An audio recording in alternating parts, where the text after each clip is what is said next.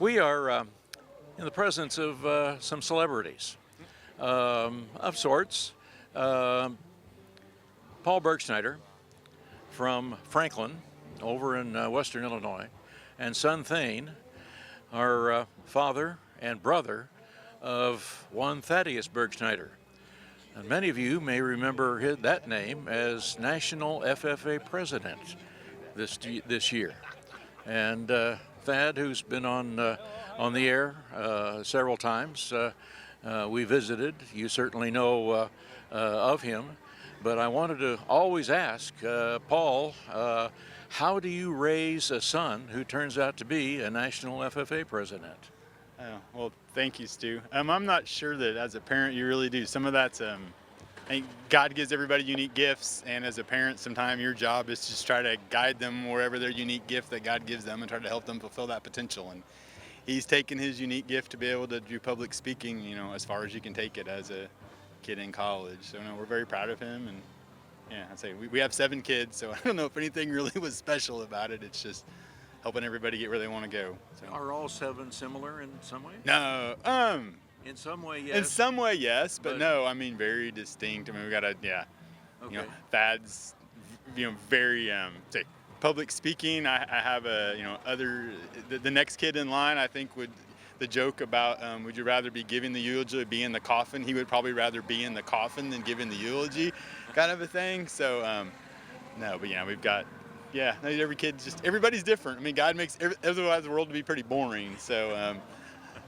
but yeah, no. But he had a gift from public speaking. I mean, he was probably 8 or 9 years old. He gave a sermon in church. I mean, he's just always been able to read something, take some words out, stand up in front of a group of people, and do a job. And you sit back as a parent, you're very proud all the time. You're like, wow, that was like an adult did it. And he'd be, 10, 12, and he was doing 4-H. I mean, we came over here to Richland College a couple times when he was 4-H for like the state's public speaking. So you always knew he had a gift of public speaking, and it's just, he's gone very far with it. So At least taking it along with yes, you. he absolutely But has. There's also some leadership in there too. Yeah, no, he has, and he's always been kind of that. And I mean, I think that's too, having a big family. There's a lot of us, so you kind of have to speak. There's opportunity for leadership because he's number 3 of 7. So there is, you got to get everybody going the right places. Just so, we came to the farm show for years, and that's part of it too. You have to bring your little sibling along and make sure they don't get run over by the golf cart. So I think there's some of that too. When he was selected as National FFA President, what did his older siblings and younger siblings think of that? I think we were just shocked the fact that it actually happened. I mean, when he said he was going to run, you're like, oh, okay. You hope it works out, but just to stand back and go, wow, especially I think some of the older ones, like I don't know, my particular I was, because I was an FFA. So when I always tell people, I remember going at the U of I, and not a national president. Well, there's a couple national officers there, but being like, they're over there. I wonder if I could talk to them, because like they're rock stars, and then be like, oh, that's my kid. No, that was it's an amazing feeling. See, a little bit emotional still, actually, but Sure.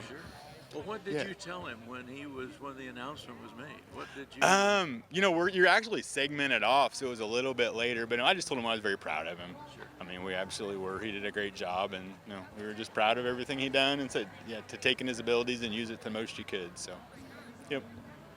Where is he going next?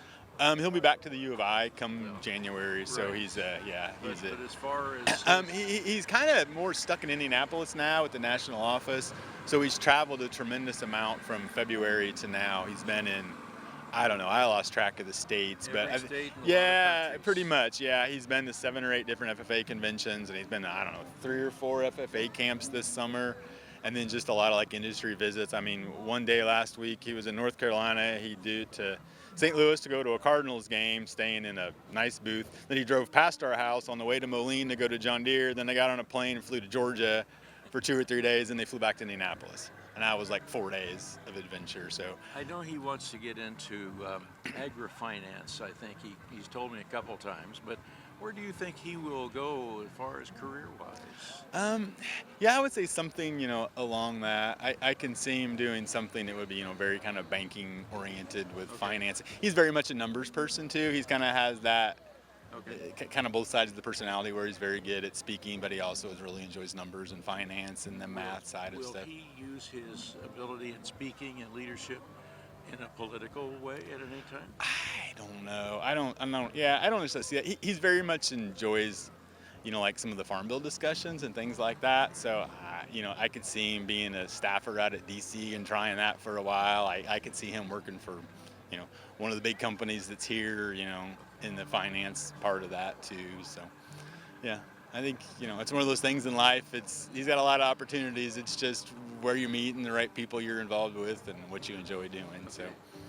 Anybody in your family coming up behind him that has similar abilities and potential? We've got some. Yeah, I've got a daughter that really enjoys people. So yeah, we'll see. She says she wants to try to be a section president or something in FFA. So we'll see how that all goes. But okay. yeah, they're big shoes to fill. We do not try to. We always tell the kids, you don't have to be. You don't have to follow the next one. Like I said before, everybody gets unique gifts, and you don't need to.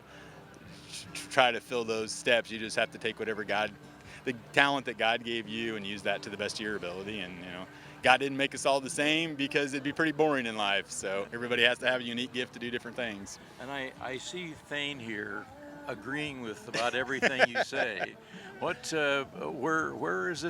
does this take you? What did you think when your big brother was picked as National FFA President, and what does that put in your mind?